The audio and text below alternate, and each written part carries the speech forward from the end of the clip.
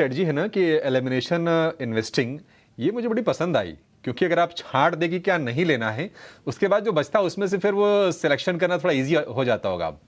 एक और चीज़ आपसे जानना चाहते हैं सर, चूँकि आप एफआई से काफ़ी आप लोगों के इंटरेक्शन होते हैं, आपकी बातचीत होती है, आपके फर्म की भी, आपकी भी। ये क्यों नाराज़ हैं एफआईज़? क्योंकि अगर हम अप्रैल में देखें तो करीब-करीब 32-34 करोड़ 34,000 करोड़ रुपए की सेलिंग हो चुकी है नेट-नेट कैश में। कब तक लगता है कि वापसी होगी इनकी? और ये बेरुखी है क्यों? अभिषेक जी, पहले तो मैं आपको ये बता दूं कि ये एलिमिनेशन इन्वेस्टिंग पूरी लाइफ की फिलॉसफी है, क्योंकि आपको पता है लाइफ मतलब जिंदगी में हाँ, आपको पता है बुरा क्या होता है, भला क्या होता है, वो होता है absence of all bad is supposed to be good. तो इसलिए आपको बुरे का पता होता है, भले का पता नहीं होता है, इसलिए पहले बुरा आउट कीजिए। तो anyway that was the whole basis of elimination investing. इसलिए जो पूल जो रह जाता है वो हमें पता है कि काफी क्लीन पूल है इसमें, तो chances of outperformance are much higher.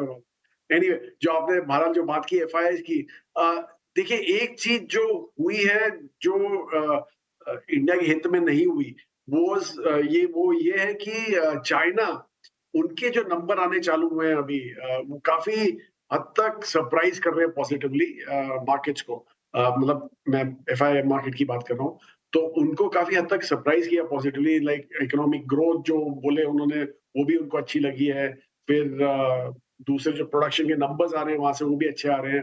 तो इसलिए हमें ऐसे लगा कि शायद वो पैसा अभी जो इंडिया में आने वाला था वो शायद यहाँ से निकल के प्रॉब्ली चाइना की तरफ जा रहा है, पर वो एक ब्लिप होता है। और एक्चुअली आप देखें तो हमारा वैल्यूएशन भी थोड़ा, जैसे हमने बोला कि बाजार हमारा ब्रीदर ले ही नहीं रहा है, उल्टा काफी हद तक स्ट्रांग ही रहा है। तो इसलिए हमें लग रहा है कि ये एक फेज है जो अपने आप करेक्ट हो जाएगा। आई थिंक एक बार election out of the way हो जाएंगे, budget out of the way जाएगा, तो probably you'll see the flows again happening into the country.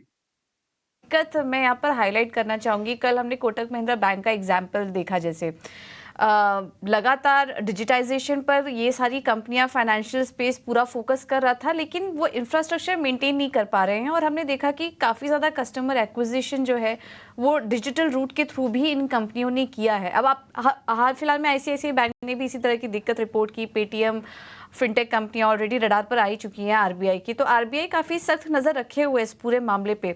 आप कितना बड़ा कंसर्न ये देख रहे हैं? क्या ये चीज़ें जो दिक्कतें चल रही है आगे जाके कुछ बड़ी बन सकती हैं? जी पूजा जी, अच्छा सवाल है, क्योंकि एक्चुअली हमें भी यही कंसर्न था कि डिजिटाइजेशन है उसके चलते आपके जो रेगुलेटर है आरबीआई जो है उनको आप इन्फ्रिंज नहीं कर सकते। तो ये बहाना आप यूज नहीं कर सकते कि आप ऑनबोर्डिंग कर रहे हैं पर आपने केवाईसी टाइम पे नहीं किए वगैरह। बहरहाल जो बैंक का आपने नाम लिया वहां में कंफर्ट नहीं था, हमारे पास वो बैंक है भी नहीं, तो इसलिए हम उससे तो बच ही गए वहां पे।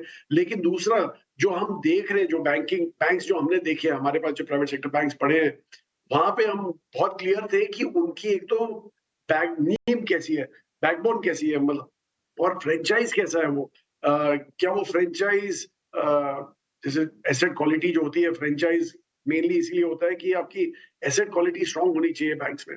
तो अगर जो एसेट क्वालिटी स्ट्रांग नहीं है तो काफी आपके आगे चल के आपको प्रॉब्लम हो सकते हैं एनपीएस वगैरह के चलते। तो इसलिए वो सब देख के ही हमने लिए हैं हमारे बैंक्स, वो वैसे ही किए हैं। और इनफैक्ट एक जो एसेट टेस्ट था वो था कोविड के टाइम का, जब आपने देखा कि काफी सारे बैंक्स में बड़े बड़े राइट ऑफ्स हुए थे बिकॉज ऑफ कोविड। जब पेमेंट्स वगैरह वापस नहीं आ रहे थे, उनका एसेट क्वालिटी खराब था इसलिए हुआ था। तो वो जो टेस्ट था उसमें से ही हमने देखा कि काफी हमारे जो बैंक थे काफी उभर के बाहर आए, कम एनपीएस थे वगैरह। तो इसलिए हमने कंटिन्यू किया और इनफैक्ट एक आध और आइडेंटिफाई भी किए पब्लिक सेक्टर स्पेस में जो हमें अच्छे लगे उस समय, और हमने वो ऐड